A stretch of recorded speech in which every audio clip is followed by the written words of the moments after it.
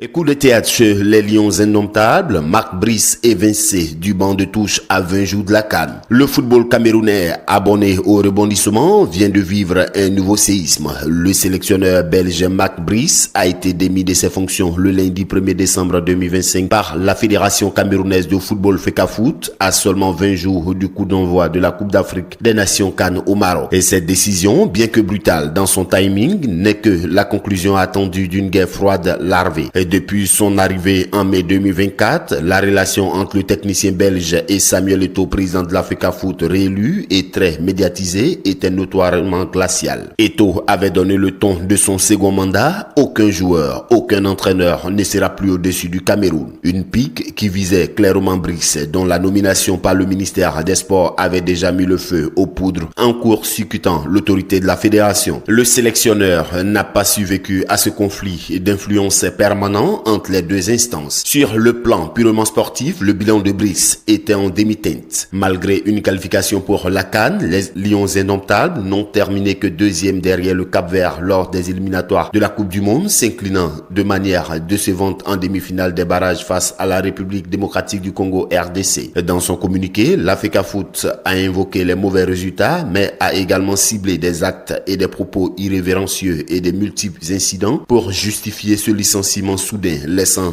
entendre que la discorde dépassait le cadre du terrain. En urgence, David Pagou, l'adjoint numéro 2, a été propulsé à la tête de la sélection. Sa première mission, la publication de la liste des 28 joueurs pour la CAN, a immédiatement marqué une rupture radicale. Pagou a opéré des choix forts et clivants, écartant les cadres historiques comme le capitaine Vincent Boubacar, le vice-capitaine Franck Zambo Anguissa et le gardien André Onana pour miser audacieusement sur la jeunesse. Alors que le ministère des Sports n'a pas encore réagi, le Cameroun se retrouve dans une nouvelle zone de turbulence avant une compétition majeure, un scénario dont il a le secret. La saga est peut-être loin d'être terminée.